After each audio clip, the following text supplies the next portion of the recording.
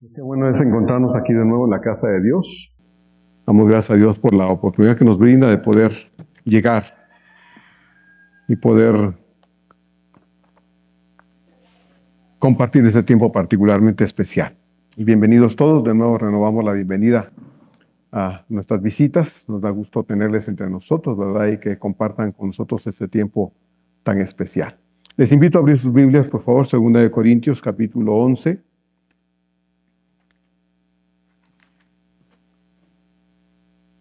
Segunda carta del apóstol Pablo a los Corintios, capítulo 11. Está casi al final de la Biblia, no hasta atrás, pero casi.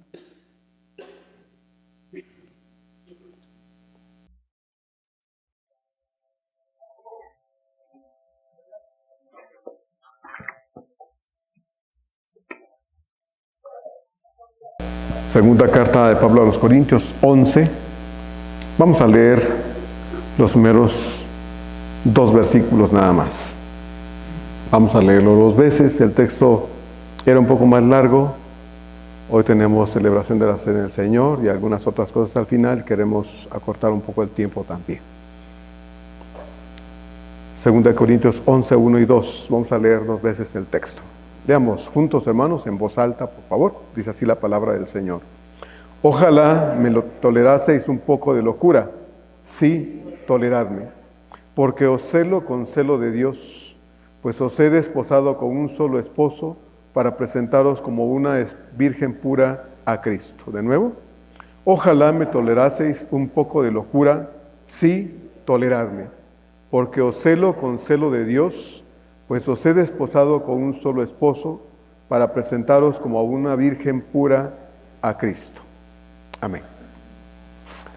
Una de las preocupaciones más fuertes del Señor previo a su regreso a la gloria eterna fue que sus discípulos, las personas que habían creído en Él, que no eran muchas,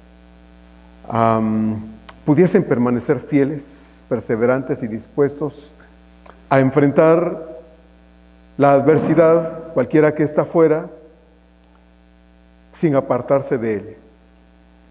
Y que al vencer las adversidades pudiesen ser fortalecidos y para continuar con lealtad y determinación por el camino de la fe cada día. El tema de esta reflexión es: seamos más leales a Cristo, seamos más leales a Cristo. En Mateo 23, 37 es un texto muy especial, en mi opinión, ¿verdad? Para mí, está uno de los textos más tristes del Nuevo Testamento, en el que el Señor, con lágrimas, expresa unas palabras que son muy, muy tristes. Él dice ahí en Mateo 23, 37, el escritor registra estas palabras del Señor, dice él: Jerusalén, Jerusalén, que matas a los profetas y apedreas a los que te son enviados. ¿Cuántas veces quise juntar a tus hijos como la gallina junta sus polluelos debajo de sus alas? Y luego dice: y no quisiste. A mí me parece un texto muy triste. Muy triste porque, aunque al leerlo no podemos notar cómo el Señor lo dijo, y tampoco podemos, porque no estuvimos ahí con Él, ver su rostro con lágrimas al ver a su pueblo, podemos extraer de las palabras del Señor aquí en Mateo 23, 37, la profunda tristeza con la que el Señor lo está expresando. Él dijo de nuevo: Jerusalén, Jerusalén, que matas a tus profetas y apedreas a los que te son enviados. ¿Cuántas veces quise juntar a tus hijos como la gallina junta sus polluelos debajo de sus alas, y no quisiste? Y del texto, de este verso 37, las palabras más tristes son al final. Dice: y no quisiste. Les digo que es uno de los textos más tristes, al menos en mi opinión, porque el Señor está expresándolo con lágrimas, con un profundo dolor y una gran tristeza. ¿Cuánto le dolía a él la dureza del corazón de su pueblo Israel? ¿Cuánto le dolía al Señor ver la actitud de menosprecio de ese pueblo al que él se vino a manifestar? ¿Se acuerda Juan 1:11? A los suyos vino y los suyos no lo quisieron. Entonces le dolía en ese momento al Señor profundamente esa actitud de menosprecio hacia él, reflejada en el poco interés que la gente sintió cuando lo oyeron y cuando se reveló a ellos como el Hijo de Dios. Y más que el desprecio hacia su persona, el desprecio a sus palabras. Me sorprende, por ejemplo, en Juan 6, y es un texto muy, muy conocido, cuando recordará usted, el Señor hizo el milagro de los panes y los peces, y dice que luego lo siguieron, ¿verdad? La gente caminó todo alrededor del lago para irlo a encontrar, y le dice, Señor, pues, ¿a qué hora te llegaste acá? Y el Señor les dice, ustedes no me buscan porque oyeron algo y llenó su corazón, sino porque comieron pan y se saciaron y ahora quieren más pan. Por eso me buscan. Hermanos, estamos viviendo en una época de mucha dureza en el corazón de la gente que no conoce a Dios. Cuando hablamos con personas que no conocen a Dios y queremos compartirles el mensaje de salvación y las palabras de esperanza que hay en el Señor, en general a la gente le incomoda, a la gente le molesta, a la gente no le gusta oír de Dios. No le gusta y se molestan porque a la mayoría, hermanos, no les gusta eso de perdonar pecados, eso de un cambio de vida, porque la gente en general está cómoda en su forma de vida, está cómoda en las prácticas que lleva a cabo, aman su materialismo, aman sus vicios, aman demasiado su propia persona, ¿verdad? Se autoveneran. Y decirles que deben dejar eso para poder entronar a Dios en su vida, para darle a Dios el lugar que Él se merece en sus vidas, es demasiado pedirles. Y entonces dicen, no, lo siento, no me interesa. Y eso es lo que se vive ahora en general, en la sociedad actual. Pero quiero decirle también que es aún más triste cuando vemos a la luz del texto de las Escrituras, hermanos, que en la iglesia también pasa lo mismo. En la iglesia también sucede lo mismo. Las lágrimas del Señor en Mateo 23:37, quiero decirle, no fue por la actitud de los griegos. Las lágrimas y las palabras de tristeza en Mateo 23:37 que acabamos de leer 2 veces, no fue por la actitud de los romanos o de los samaritanos o de algún otro pueblo existente en ese tiempo. No. Las lágrimas del Señor, hermanos, fueron porque eran su pueblo, los judíos, los que habían mostrado este menosprecio hacia Él y hacia sus palabras. Pablo va a hacer un fuerte llamado a la iglesia de los Corintios, que es lo que hemos estado estudiando, porque como ya sabemos, no habían sido capaces, no habían tenido el carácter para sacar de entre ellos a ese tipo de personas que se habían colado en la iglesia y que estaban haciendo daño entre la congregación. Eran aparentes cristianos, tenían la fachada de cristianos, pero no tenían los mismos intereses que Pablo había demostrado hacia la iglesia de Corinto, en este caso particularmente, y eran personas que se habían colado en la iglesia, se habían metido, pero que estaban dañando a la iglesia con ideas ajenas a las enseñanzas que Pablo había estado enseñando a la iglesia. Entonces, Pablo expone su temor. Las palabras de los versos 1 y 2 que leímos de aquí de 2 de Corintios 11, usted puede leer todo el texto hasta el verso 15, pero por lo menos estos 2 versos exponen el temor de Pablo, el miedo que él sentía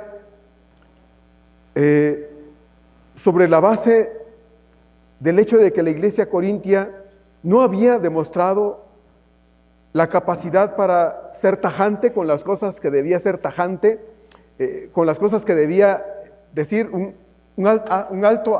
poner un hasta aquí a las cosas. No había demostrado la iglesia corintia tener en verdad esa capacidad y esa disposición. Ellos, los corintios, sabían que estas personas representaban un alto riesgo para su salud espiritual.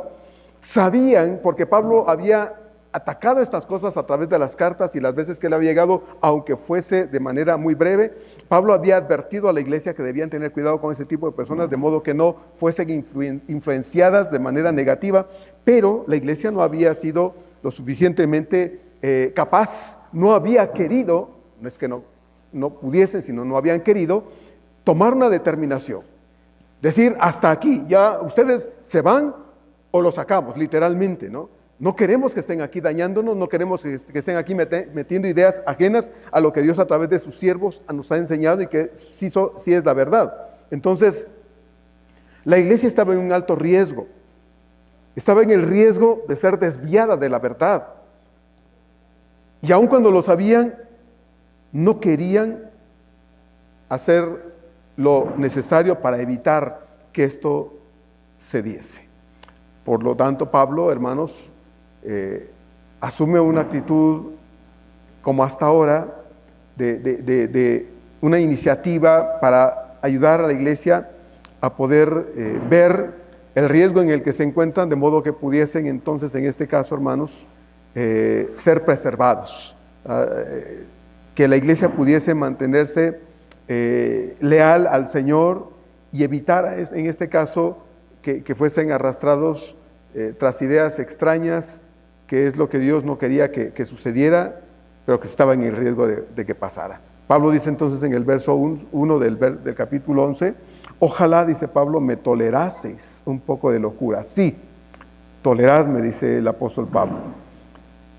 Hay una frase en el boxeo que he oído cuando están narrando el boxeo, dice el que está narrando, pégale al cuerpo, dice, pégale al cuerpo y la cabeza caerá solita. Así dice. He oído a otros que dicen, pégale a la cabeza y cuando le pegues bien a la cabeza, se va a ir con todo y el cuerpo al suelo. Bueno, los falsos maestros habían estado atacando a Pablo, como ya lo sabemos.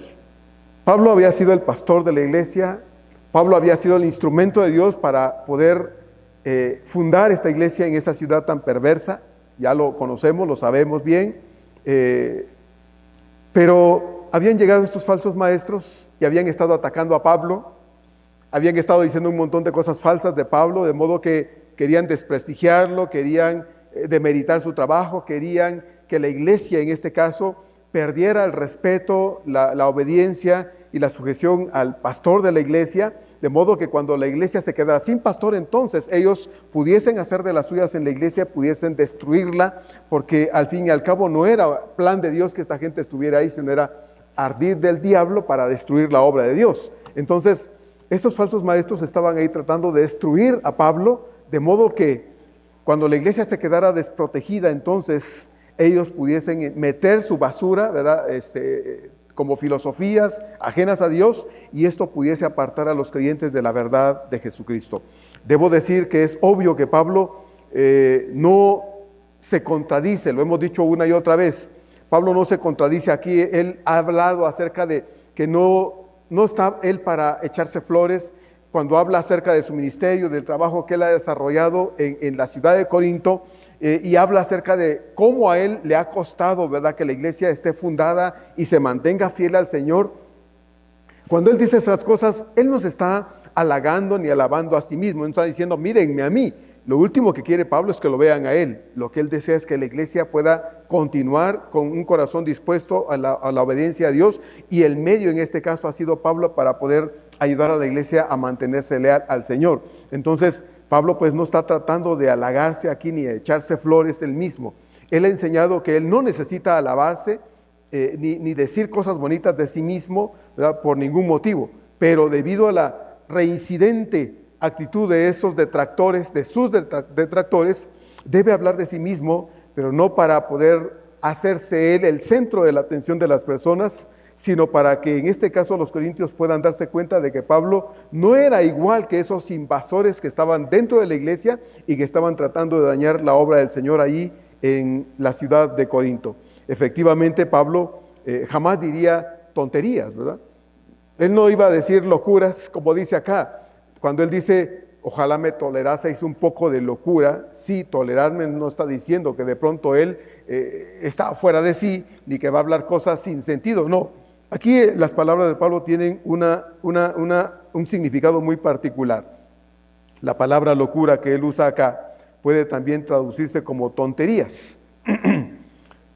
Lo que Pablo está diciendo es, como yo no soy presente entre ustedes, y como no estoy presente, ustedes muchas veces oyen a estas personas hablando tonterías y las oyen con buena disposición. Entonces dice Pablo, pues si oyen las tonterías que esos dicen, entonces de igual manera yo les digo, ahora estén dispuestos a oír las que yo voy a decir, aunque las que Pablo no va a decir no lo son, sino es la verdad de Dios a través de él, y eso es lo que los corintios deberían estar atendiendo específicamente. El apóstol considera que esta actitud resulta necesaria, no para echarse entonces flores él mismo, sino para ayudar a los hermanos corintios a darse cuenta del peligro que esos farsantes representan entre las personas creyentes en la ciudad de Corinto. Nuevamente quiero decir aquí que uno debe tener mucho cuidado con lo que oye actualmente.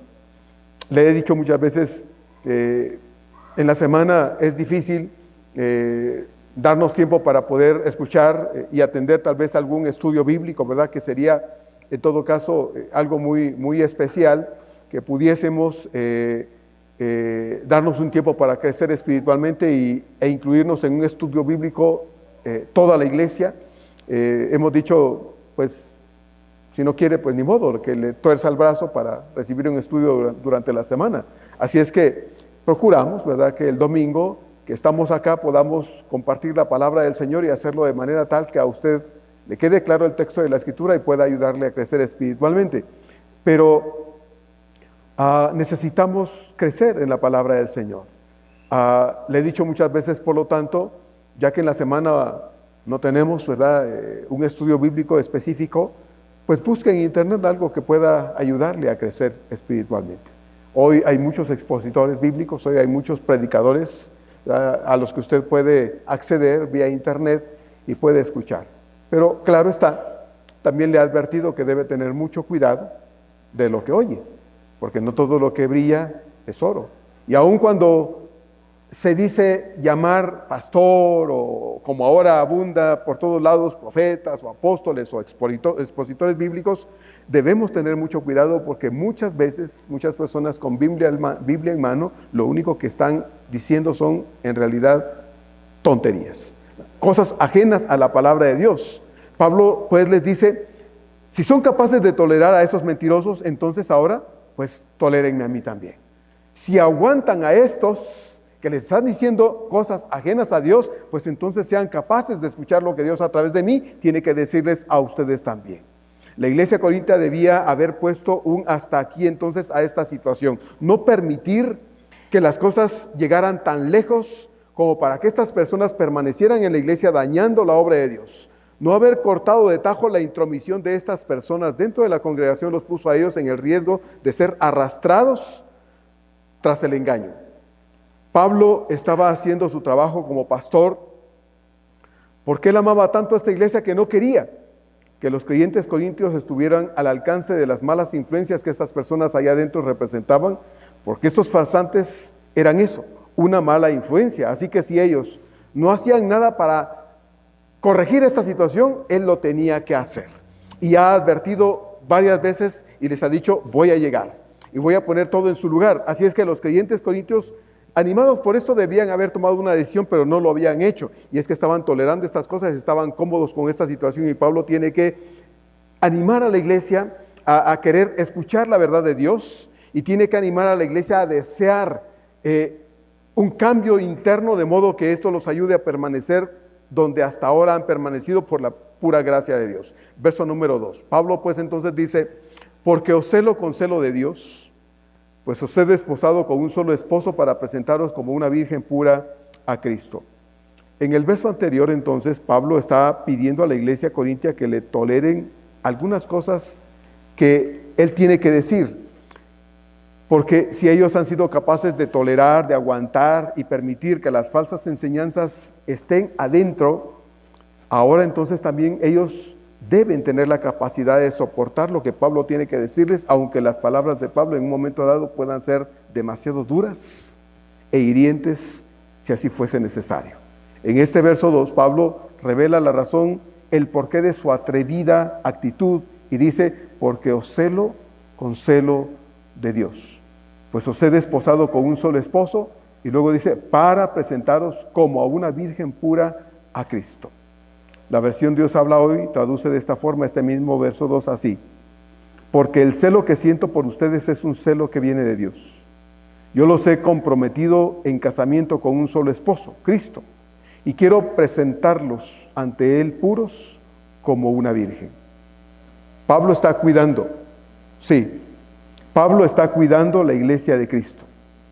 Y lo está haciendo con una pasión y una preocupación profundas que vienen desde su corazón. En Éxodo 25, dentro del mismo decálogo del Señor, después de advertir que no se deben hacer imágenes ni nada de eso, en los primeros versículos, el Señor dice ahí en el verso 5 de Éxodo 20, no te inclinarás a ellas ni las honrarás. Y luego dice, porque yo soy Jehová, tu Dios, fuerte, celoso. El celo, en la experiencia humana, suele ser destructivo, suele ser controlador, suele ser enfermizo, suele ser manipulador, puede ser y suele ser absorbente, egoísta. Y podemos añadir muchos adjetivos más. Cuando una persona es celosa, pero es celosa de manera equivocada, no ayuda, sino obstruye, causa daño. ¿Sí? Pero el celo de Dios, hermanos, no es así. El celo de Dios protege, el celo de Dios da seguridad, se preocupa. El celo de Dios protege el honor de Dios. El celo de Dios disciplina cuando es necesario, ama. El celo de Dios atrae hacia Él, no arrastra hacia Él, no obliga a venir hacia Él, atrae hacia Él. Como podemos ver, Pablo no estaba experimentando un celo humano. Él no está hablando de esta forma porque está celoso de que aquellos están, entre comillas, como queriendo ganarse la amistad, el aprecio y la admiración de los creyentes corintios. Él no necesita que le aplaudan, no necesita que lo admiren, no necesita esas cuestiones humanas hacia Él. Él las ha llevado a través de los corintios, hermanos, hacia el Señor. Recuerden ustedes, lo que menos quiere Pablo es que lo vean a Él. Lo que Pablo quiere es que la iglesia esté con su mirada puesta en el Señor. Desgraciadamente, estos intrusos en la iglesia están atrayendo la mirada de los corintios hacia ellos. Pablo está tratando de llevar a la iglesia hacia el Señor. Y el celo que Pablo siente en su corazón cuando ve esto y ve que la iglesia, hermanos, en vez de poner un alto y ser tajantes en las cosas y decir, ya, basta, y no tienen que meterse con nosotros, váyanse de aquí, más bien están como coqueteando con estas cosas. Pablo se siente celoso, no por él, sino por el Señor, que pagó con su vida y su sangre el que estos creyentes corintios existieran como iglesia. Entonces, Pablo no está sintiendo un celo humano, está sintiendo un celo como el de Dios. Este celo que Pablo sentía por la iglesia corintia estaba lejos de ser destructor. Estaba lejos, hermanos, de arrastrar para él, no. Más bien, estaba protegiendo, defendiendo a la iglesia de estos hombres que buscaban dañar la obra de Dios. Pablo había demostrado su amor por ellos a través de sus enseñanzas. Pablo había demostrado su amor a la iglesia corintia a través de sus visitas, a través de sus cartas, a través de sus enviados, ¿verdad? Aunque él estaba lejos, había enviado a algunas personas para que atendieran a la iglesia corintia. En este caso, por ejemplo, podemos mencionar a Timoteo o a Tito. Pablo había enviado personas para que se ocuparan de ellos y no dejarlos solos absolutamente. La iglesia no podía decir, es que nos abandonaste, Pablo, por eso entonces tenemos que oír. No, Pablo había visitado, Pablo había enviado cartas, Pablo había enseñado, Pablo había enviado personas basadas en la verdad de Cristo Jesús para enseñar a la iglesia y mantenerlos fieles al Señor. No había excusa de parte de la iglesia para decir, como nos abandonan, como estamos solos. No, eso no era así. Como padre espiritual de ellos, ahí en 1 Corintios 4:15, Pablo había dicho que él los había engendrado en Cristo Jesús, recuerde usted. Por eso podemos decir que Pablo era el padre espiritual de estos creyentes corintios. Se preocupaba de que ellos, como si fueran una hija, se mantuviera pura para ser entregada de esta forma a su prometido. En este caso, Pablo dice que es Cristo. Pablo se siente responsable de la pureza espiritual de la iglesia a la cual él desea presentar en esa actitud y en esa postura pura espiritualmente a su Señor. En el Antiguo Testamento se describe a Israel como la novia de Dios, ¿no? La esposa de Dios, y a Dios como el esposo. Pero en el Nuevo Testamento se presenta a la iglesia como la novia de Cristo y a Cristo como el esposo. La iglesia debía mantenerse fiel a su prometido. La iglesia debería mantenerse fiel a su Señor. Y la presencia de aquellos intrusos ponía en riesgo la fidelidad de la iglesia, la cual no debía ser arrastrada a esas cosas, sino debía ella venir a su Señor para poder mantenerse leal a Él, sacando, expulsando, quitando de entre ellos el cáncer que estaba impidiendo que la iglesia fuese lo que debía ser. La frase aquí en este verso número 2, con un solo esposo, usted lo puede ver ahí, dice Pablo, porque os celo con celo de Dios, pues eso os he desposado con un solo esposo. Esa frase, con un solo esposo, nos muestra la verdad acerca de la monogamia dentro del matrimonio. No estamos hablando de la familia, ni estamos hablando del matrimonio, pero este es fundamento para hablar acerca de ello. Si estuviésemos hablando del matrimonio, diríamos que así como la iglesia debe ser leal a Cristo, porque Él lo es a la iglesia, así debe ser la relación entre el esposo y la esposa con el esposo. Una relación de monogamia, un hombre para una mujer para un hombre. En este caso, Cristo había sido leal a la iglesia. Ahora, Pablo dice, la iglesia debe ser leal a Cristo, porque lo ha visto en su Señor. Cristo había sido un Señor de absoluta entrega y sacrificio por su iglesia, por lo tanto ahora Pablo dice, os he desposado con un solo esposo para presentaros como una esposa pura, virgen, a su esposo. Entonces, al igual que funciona así, hermanos, dentro del matrimonio, en la iglesia debería mantenerse absolutamente fiel a su esposo, en este caso Cristo. Pero sucede, como le dije hace un momento, que no siempre en la práctica es así.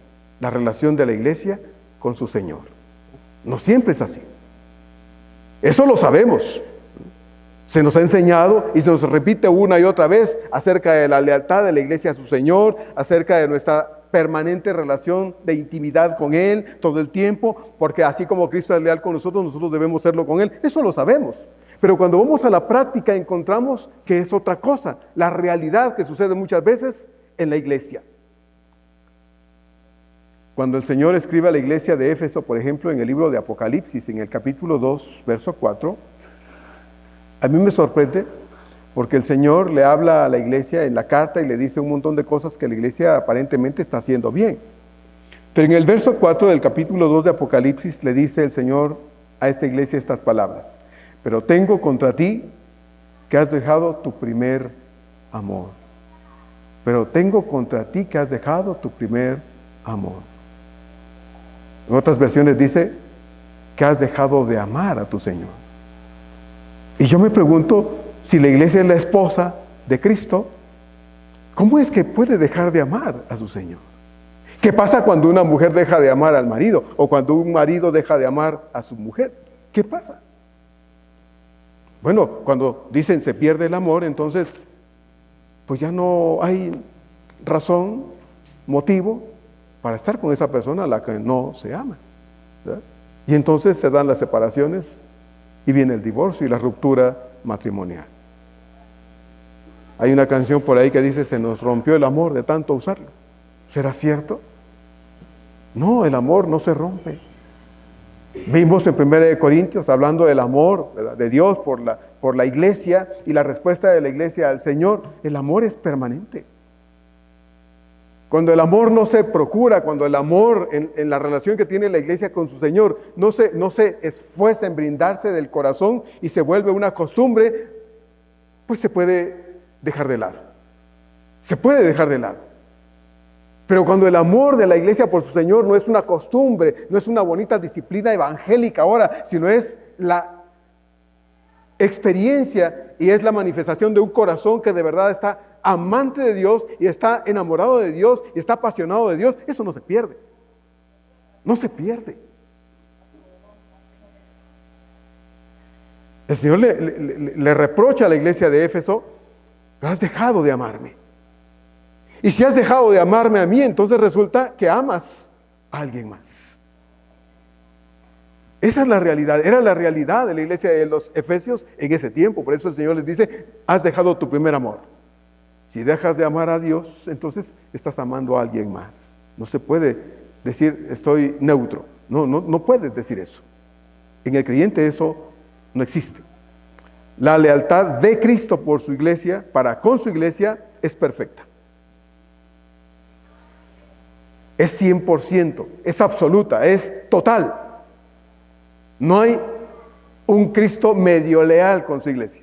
Eso no existe.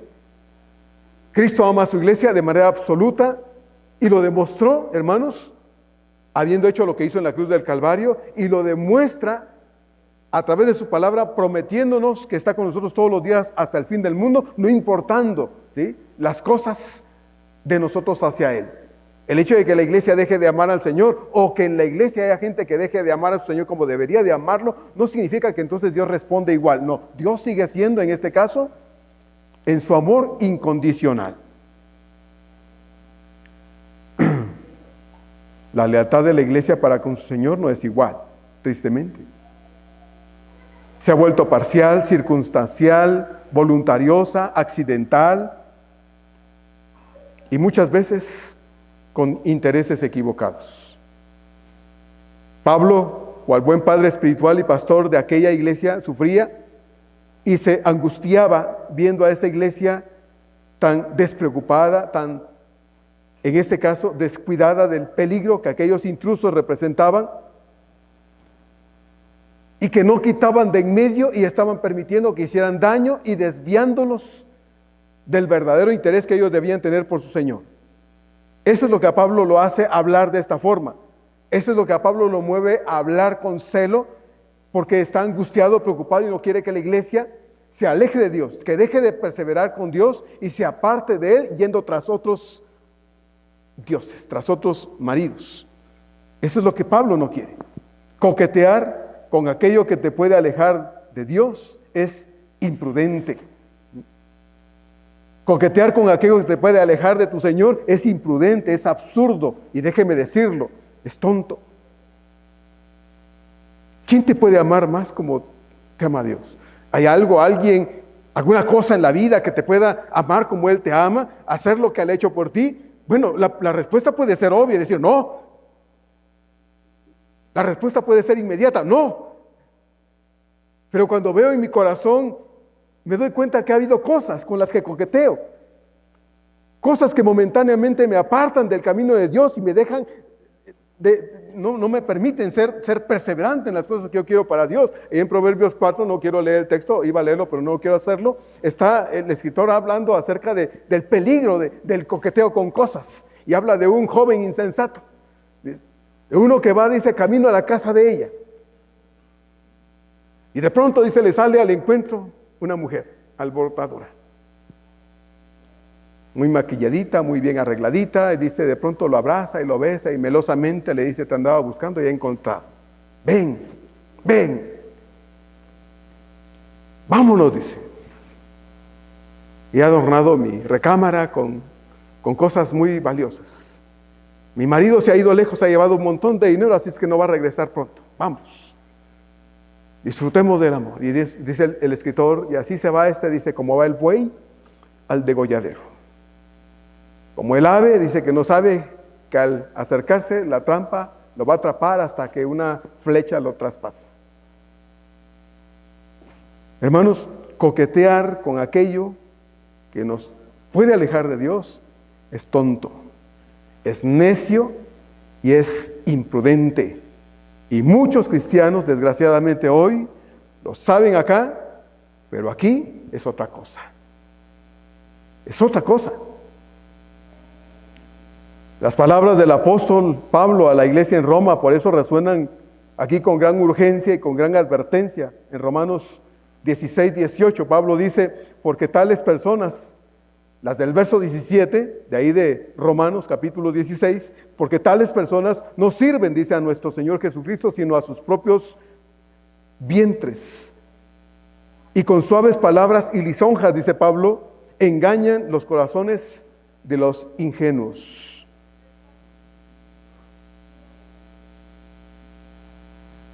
La versión lenguaje actual traduce en vez de ingenuos, dice los que no entienden. ¿Quién es una persona ingenua? Una persona ingenua es aquella que es crédula, todo se lo cree. Es incauta, no tiene cuidado de nada. Simplemente, como decimos, ¿verdad?, en el lenguaje común, se va de boca, se va de cara. Ese es un incauto, alguien fácil de engañar. Alguien a quien con un dulce le puedes decir un montón de cosas, como un bebé, un niño, un dulcecito lo engañas. Esta es una persona ingenua. Así que Pablo, hermanos, al ver la actitud ingenua, la actitud incauta, la actitud desprotegida de la iglesia, porque son ese tipo de personas, han llegado a ser ese tipo de personas, al ver esa actitud ingenua de los corintios, estalla en celos profundos desde su corazón, porque su más profundo deseo es que ellos, estos corintios, sean absolutamente leales, fieles, que sean solo para Cristo, solo para Cristo. Muchas veces la iglesia no entiende esto. La iglesia a la que se le predica, la iglesia a la que se le enseña, la iglesia a la que se le insiste, la iglesia a la que se le dicen las cosas una y otra vez, no entiende esto y lo oye y se enoja. Se oye y se incomoda, lo oye y dice, ¿y para qué me lo tiene que decir otra vez?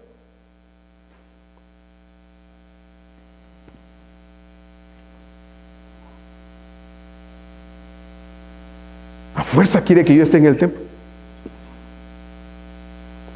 A fuerza quiere tenerme ahí. Hermano, ¿por qué no ha venido? ¿Por qué no le vemos en la casa de Dios? ¿Cómo me molesta el pastor? ¿Cómo fastidia que esté atrás de mí?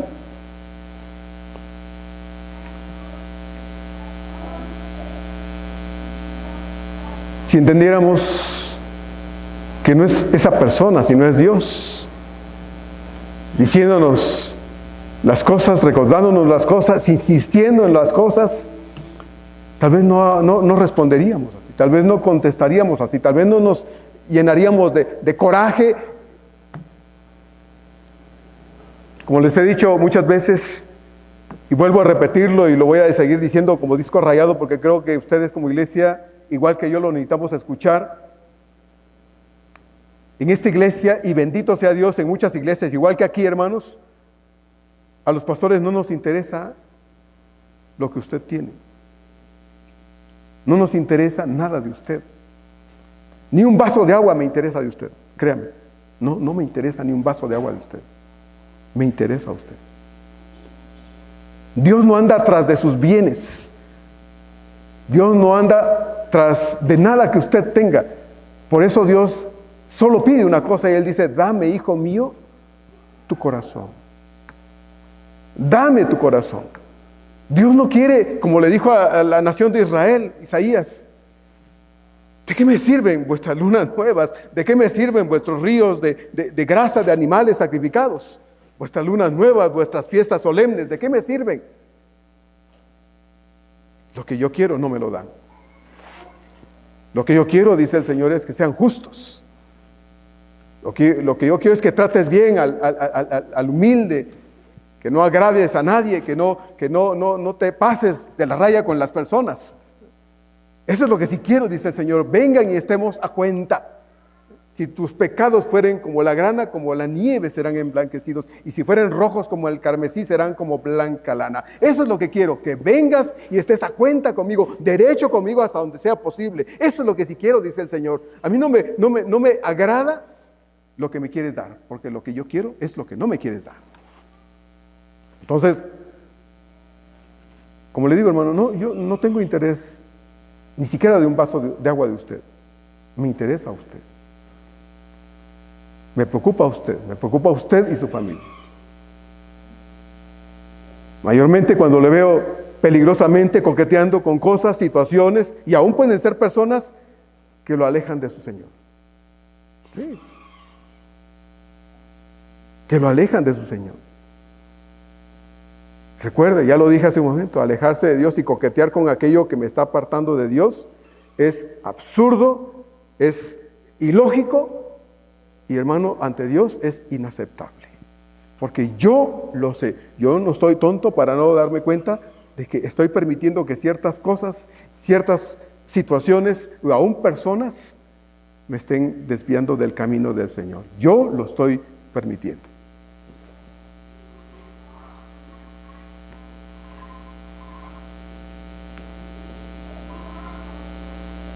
Pero el Señor advierte a tiempo y nos dice estas palabras. En 1 Juan 2, 15 a 17, un texto muy conocido.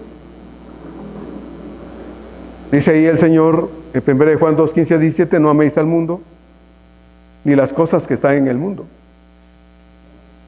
Si alguno ama al mundo, el amor del Padre no está en él. Porque todo lo que hay en el mundo, los deseos de la carne, los deseos de los ojos, la vanagloria de la vida, no provienen del Padre, sino del mundo. Y luego dice, y el mundo pasa y sus deseos, pero el que hace la voluntad de mi Padre, del Padre, de Dios, permanece para siempre. Esa es la verdad de Dios, hermanos. Dios no dice, no te diviertas. Dios no dice, no pasees. Dios no dice, no disfrutes lo que tienes. Pero cuando me estanco ahí y cuando caigo en el agujero de solo disfrutar, y eso no me permite caminar con Dios y experimentar a Dios como Él espera que lo haga, porque Él es mi marido, yo soy su prometida, y me está desviando y dejando, no permitiendo que yo disfrute el amor de Dios, hermano, eso es absurdo.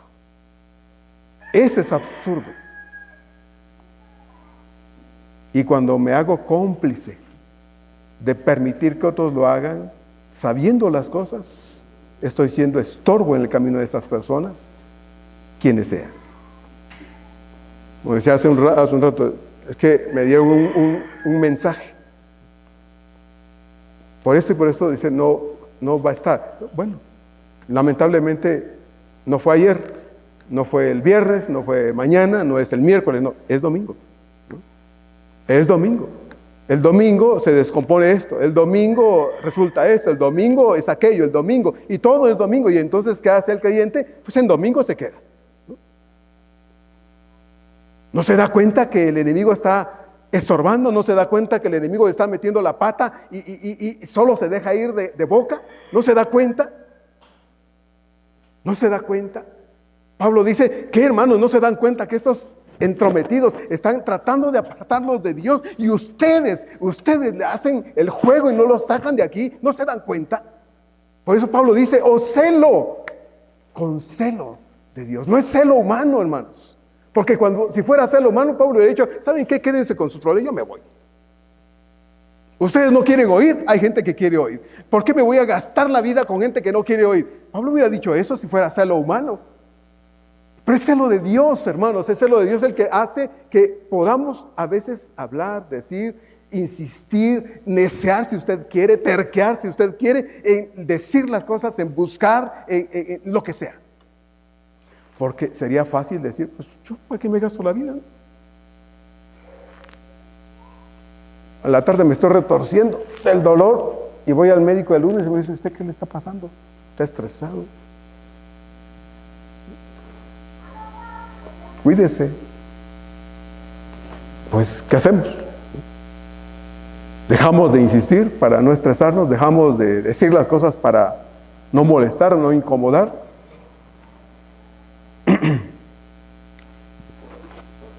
Entonces, Dios en su palabra, hermanos, está hablándonos y lo está haciendo ahora que podemos oír. Llegará el tiempo en que ya no se pueda oír.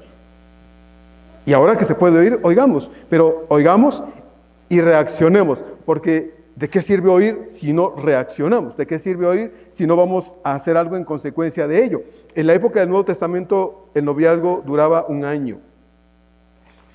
Desde que se iniciaba el noviazgo hasta que la pareja contraía matrimonio, era una relación de absoluta lealtad entre el hombre y la mujer y entre la mujer y el hombre. La chica, cuando era comprometida con el novio, se quedaba en casa, ¿verdad?, con sus padres, pero era un matrimonio ya prácticamente legal. Desde que se comprometían ya era un matrimonio, ¿verdad? Por eso es que usted puede ver, como en el caso de José y María, ellos estaban comprometidos, ¿verdad? La chica había sido ofrecida en este caso como esposa a José, y resultó todo este asunto del embarazo milagroso de nuestro Señor en el vientre de María. Y cuando José se entera, José dice: esta mujer me engañó, ¿verdad? No sé con quién se fue, está embarazada, yo no hice nada ahí con esta mujer, y la quiere dejar. ¿Se acuerda cómo dice Mateo? Dice secretamente.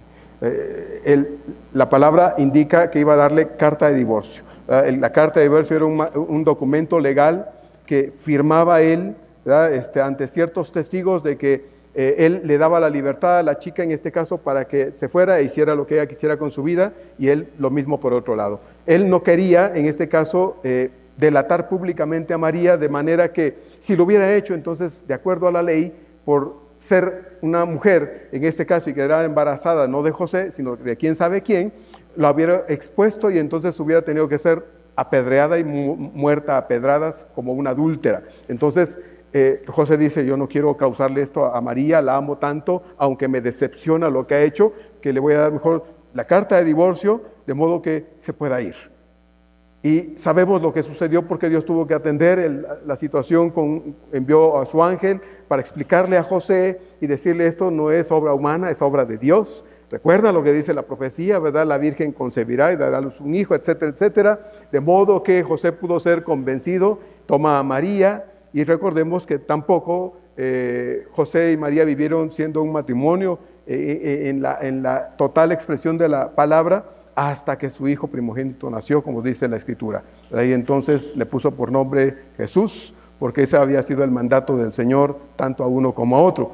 Digo esto porque el noviazgo en este caso representaba, tanto de uno como otro, una absoluta lealtad, una absoluta fidelidad. La infidelidad, hermanos, no era parte de la relación.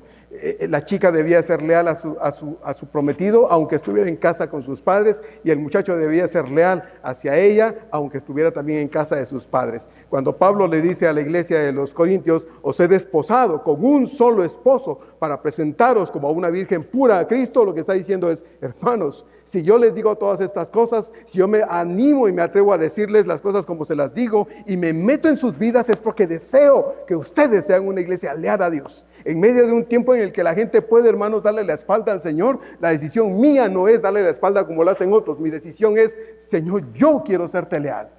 Yo sí.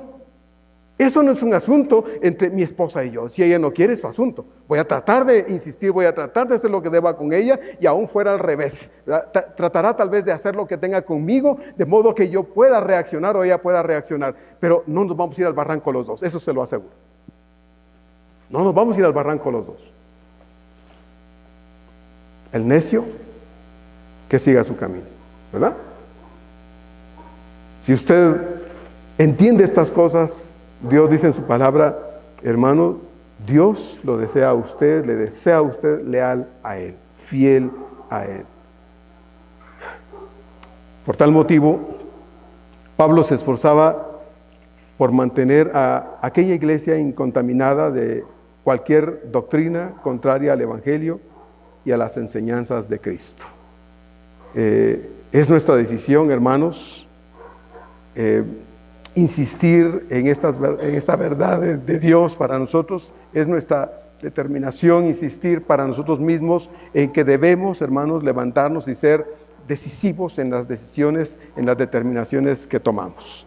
Si yo quiero buscar a Dios, si yo quiero acercarme a Dios, tengo que tener claro que hay alguien a mi alrededor que va a tratar de impedírmelo o va a procurar hacerme pensar distintamente, de modo que yo deje de lado esas decisiones, esas determinaciones. El diablo no le interesa que estemos aquí, al diablo no le interesa que usted tenga un compromiso sincero con Dios y va a poner circunstancias, va a poner cuestiones, de modo que le distraiga, de modo que le entretenga, de modo que le aleje del objetivo que cada uno de nosotros debemos tener en cuanto a nuestra lealtad y nuestra fidelidad al Señor. Y como le dije, desde finales del año anterior hasta principios de este año, hermanos, no es tiempo para estar viendo si sí o si no. No, es tiempo para tomar decisiones en las que permanezcamos con ese valor que cada creyente tiene, porque tiene la fuerza de Dios para hacerlo.